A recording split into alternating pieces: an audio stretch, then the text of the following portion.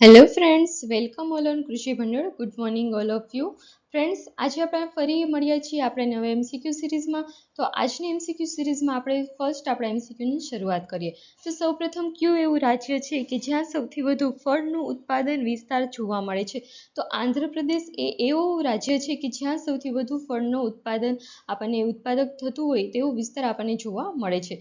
ત્યારબાદ છે IPM. એનું શું ફૂલ ફોર્મ છે? તો કે ઇન્ટિગ્રેટેડ પેસ્ટ મેનેજમેન્ટ. એટલે કે આપણે પેસ્ટનું કેવી રીતના મેનેજમેન્ટ કરવું જોઈએ. આપણે જે આપણો એન્ટેમોલોજીનો સેશન સ્ટાર્ટ થયો ત્યારે શરૂઆતમાં જ મેં તમને કીધું હતું કે સંકલિત જૈવ નિયંત્રણ કેવી રીતે આપણે કરવું જોઈએ. ઓકે, તો એના વિશેનું આખું આ છે, એનું ફૂલ ફોર્મ છે ઇન્ટિગ્રેટેડ પેસ્ટ મેનેજમેન્ટ. ઓકે, ત્યારબાદ છે આંબામાં થતો કયો રોગ એ ફૂગથી થાય છે? તો કે આંબામાં જે આંબાનો જે ભૂકી છારો રોગ છે એ ફૂગથી થતો રોગ હોય છે. ઓકે, ત્યારબાદ છે ઘાસચારાના કટકા કરવા માટે કયું ઓજાર વપરાય છે? તો આપણને ખ્યાલ છે આપણે પશુઓને જે ઘાસચારો આપીએ છીએ એના કટકા કરવા માટે ચાફ કટર એ વપરાય છે. ત્યારબાદ છે રણીકરણ માટે કયું પરિબળ જવાબદાર છે? તો રણીકરણ માટે એ વધુ પડતું પશુચરણ હોય છે એ જવાબદાર છે. કેમ કે પશુઓ હોય છે એ શું કરે છે? તો કે ચરણ કરી જાય છે.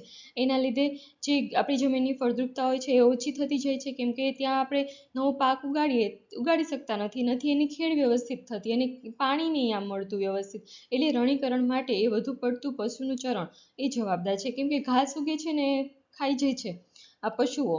ઓકે, ત્યારબાદ છે કઈ સમિતિએ ક્ષેત્રીય ગ્રામીણ બેંકની નવી શાખા ન ખોલવાની ભલામણ કરી હતી? તો કેલકર સમિતિ છે કે જેને એવું કહેલું હતું કે હવે ક્ષેત્રીય ગ્રામીણ જે બેંક છે એની કોઈ પણ નવી શાખાઓ છે એ ખોલવી ના જોઈએ. તો મેં યાદ રાખજો તમે સ્પેસિફિકલી કે કેલકર સમિતિ હતી કે જેને આવું સંબોધન આપેલું હતું કે પોતાનું એની જે રિવ્યૂ હોય એ આપેલું છે. ઓકે, ત્યારબાદ છે કયા કૃષિ ધિરાણને મધ્યમકાલીન ધિરાણ કહેવામાં આવે છે? આપણે ગઈકાલના સેશનમાં ભણ્યા હતા કે લાંબા ગાળાનું કયું ધિરાણ છે? તો કે જે 5 વર્ષથી વધુ છે એ લાંબા ગાળાનું છે. અને આજે ભણીએ છીએ કે 1 વર્ષ જે મધ્યમકાલીન કયું ધિરાણ હોય છે? તો મધ્યમ એ છે કે જે 1 વર્ષથી 5 વર્ષ સુધીનો જે સમયગાળો હોય છે એમાં જે ધિરાણ આપણે લઈએ છીએ અને ફરી આપણે રીપે કરીએ છીએ લોન, તો એ જે ધિરાણ છે એને આપણે 1 થી 5 વર્ષનું હોય છે અને મધ્યમકાલીન કહે છે કે જેને આપણે મીડિયમ ટર્મ લોન તરીકે પણ ઓળખીએ છીએ. પેલું લોંગ ટર્મ અને શોર્ટ ટર્મ લોન હોય છે એનું 15 મહિનાથી ઓછું હોય છે, અધરવાઇઝ 1 વર્ષ આપણે કહી શકીએ છીએ. ઓકે, ત્યારબાદ છે ખેડૂતોને ઉપયોગી કીટકમાં કોનો સમાવેશ થાય છે? તો ખેડૂતોને જો ઉપયોગી હોય છે અથવા તો ખેડૂતોના મિત્ર તરીકે જે વપરાય છે તે મધમાખી છે.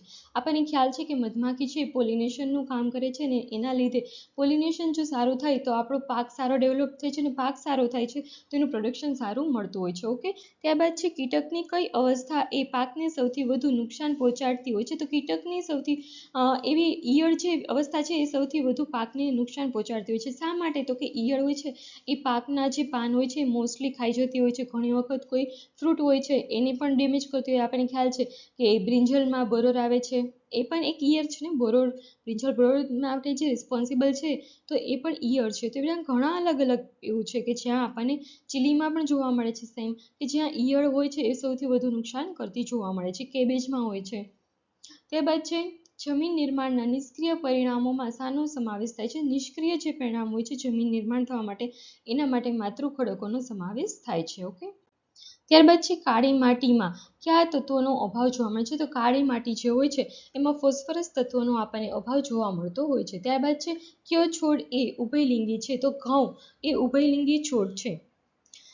ત્યારબાદ છે લક્ષણોનું એક પેઢીમાંથી બીજી પેઢીમાં થતા સાતત્યને શું કહેવામાં આવે છે? આનુવંશિકતા. મેં તમને આની પહેલાં પણ સમજાવેલું છે ને કે જે વસ્તુ આપણા પેરેન્ટ્સમાં જોવા મળે છે એ જ ઘણા એવા લક્ષણો હોય છે, ઘણા એવા કેરેક્ટરિસ્ટિક હોય છે કે જે આપણામાં આવે છે. તો શું છે? તો એક પ્રકારની આનુવંશિકતા છે કે જેને આપણે હેરિટેજસી તરીકે પણ ઓળખીએ છીએ. ઓકે, ત્યારબાદ છે તર ખેતીમાં કેટલા સેન્ટીમીટરથી વધુ વરસાદ હોય છે? તો જે તર ખેતી છે એમાં 200 સેન્ટીમીટરથી વધુ વરસાદ હોય છે. ત્યારબાદ છે આદ્ર ખેતીમાં કેટલા સેન્ટીમીટર વરસાદ પડે તે જરૂરી છે? તો આદ્ર ખેતીમાં 100 થી 200 સેન્ટીમીટર વરસાદ પડે તે જરૂરી હોય છે. ઓકે, તો ફ્રેન્ડ્સ આપણા આજનો જે એમસીક્યુ સેશન છે એ ખતમ થાય છે. આપણે હરરોજ 15 એમસીક્યુ કરીએ છીએ, તમને ખ્યાલ છે. અને આજે આપણા એમસીક્યુનો 26મો દિવસ છે કે આપણે 26 દિવસથી આ કન્ટિન્યુ એમસીક્યુ કરીએ છીએ. તો તમે વ્યવસ્થિત રીતે આ એમસીક્યુને કરી લેજો, વ્યવસ્થિત ધ્યાન આપજો. કેમ કે આ એમસીક્યુમાંથી હું એવું માનું છું ત્યાં સુધી તમને આરામથી ક્વેશ્ચન નીકળશે જ, હશે જ આપણી એક્ઝામમાં, હું તમને એવી ગેરંટી આપું છું. આપણું આખું જ્યારે એક્ઝામ આવશે ત્યાં સુધીનું આખું આપણું જે સેશન હશે એમસીક્યુનું, એમાંથી મોસ્ટલી એમસીક્યુ હશે ને હશે જ. તમે જ વિચાર કરો ને, આજ આપણો જે 26મો દિવસ છે, 26માં આપણે એમસીક્યુ સિરીઝ આજની છે, બરાબર. તો 26 ગુણ્યા આપણે, તમે વિચારો કે રોજના 15 ગુણ્યા આપણે 26, એવી રીતના હિસાબ કરીએ તો પણ 390 જેવો એપ્રોક્સ થતું હોય છે, બરાબર છે. અને હું તમને જે પણ લેક્ચર લેતી હોય છું ત્યારે વચ્ચે વચ્ચે કહેતી હોય છું કે આમાંથી આ ટાઈપનું એમસીક્યુ પૂછાઈ શકે છે, આવું થઈ શકે છે. તો એવા આપણે કરીએ તો એવા કેટલા એમસીક્યુ છે કે જેને આપણે ગોથ્રુ થયેલા છીએ. તો મને નહીં લાગતું કે આમાંથી બહારનું કંઈ પૂછાઈ શકે. મોસ્ટ પ્રોબેબલી આખું પેપર આપણે જે એમસીક્યુ કરશું અને આપણે જે લેક્ચર લેશું એમાંથી હશે જ. ઓકે, ચલો ફ્રેન્ડ્સ, આજનો આપણો એમસીક્યુ સેશન અહીં ખતમ થાય છે. તમે આપણી ચેનલ કૃષિ ભંડોળને લાઇક કરજો, શેર કરજો અને સબસ્ક્રાઈબ કરજો. Okay, thank you.